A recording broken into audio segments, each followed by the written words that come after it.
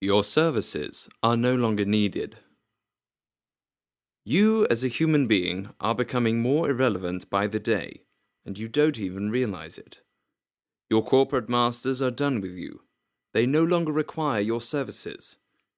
If you have donated even a small amount of time toward reading real news online, you probably have already heard about Foxconn's plan that started in 2011 to replace 1 million human workers with robots in an attempt to cut labor expenses and improve efficiency.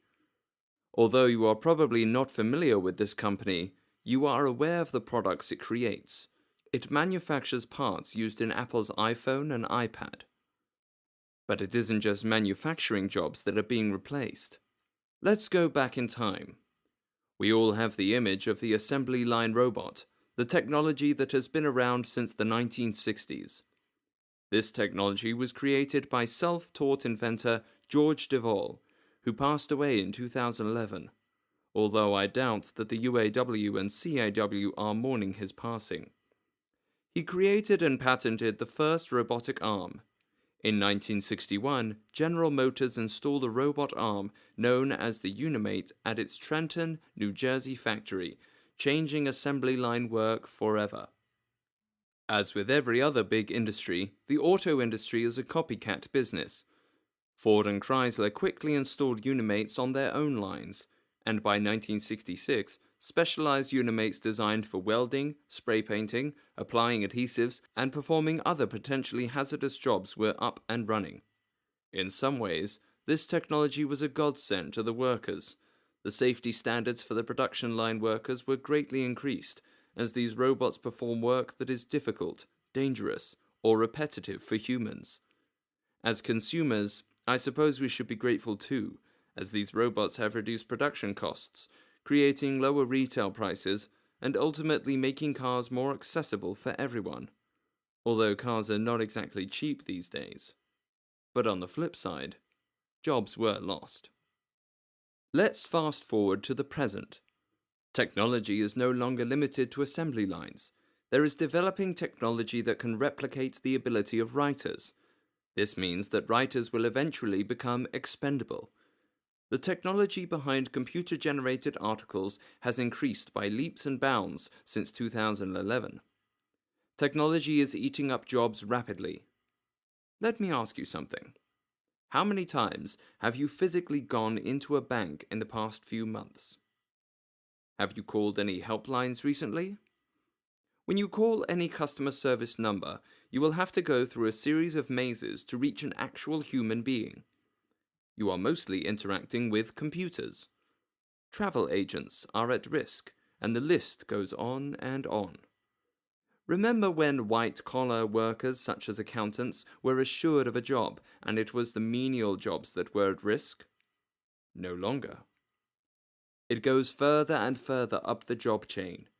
In fact, not too long ago, a robot performed a successful surgery on a patient. And to be honest, wouldn't you rather be operated on by a robot than a human who hasn't slept in 30 hours? There is a Pollyanna-ish notion that these machines will always require human interaction. You've heard the following things about technology. You're still going to need people to fix the machines. Someone has to build the machines. Someone has to program the machines. Someone has to invent the technology. And the most naive opinion, jobs may be lost, but others will be created. There is one fatal flaw in that last argument. Computer abilities are increasing exponentially as opposed to human abilities which, although still increasing, are doing so at a much lower rate. In other words, human beings are falling behind computers. This is the inevitable conclusion of capitalism. But this will not work. When the majority of people are out of work, who will buy the products? Some people will defend technological progress by saying human creativity will always create great things. After all, if repetitive jobs are replaced by robots, there will still be services that cannot be replaced by technology. There will always be a market for creative work. Although the period of adjustment will be hard, there will always be a job for everyone. Yeah, right. Your bullshit detector should be going crazy because mine is. You see, there is only so much demand for creative work and services. Most importantly, not everyone has the ability to do creative work and/or programming. And how many creative people can you honestly say that you know? The only hope is freedom from our corporate masters. There is an inherent danger of people being dependent upon others for their livelihood. They can find a way to dispose of you at any time.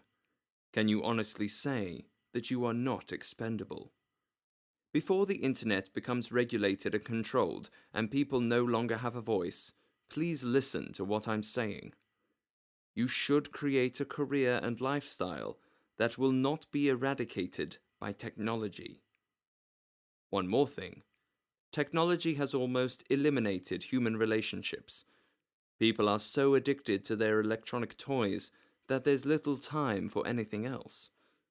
It seems that the majority of the population, both young and old, cannot exist without their texts, Twitter, Instagram, and Facebook. Electronics have taken over. These technologies rule our lives 24 hours a day, and relationships have taken a back seat, not only the adult relationships, but the relationship between parents and their kids. After all, who needs to talk or hold a conversation if you have a permanent messaging service at your fingertips day or night? This is about the abandonment of personal contact with anyone. Young people are building their own jail cells for solitary confinement. A personal relationship requires too much time and emotional effort. This, of course, is what ultimately results in only the funeral director and his paid employees showing up to plant you in the ground when you die.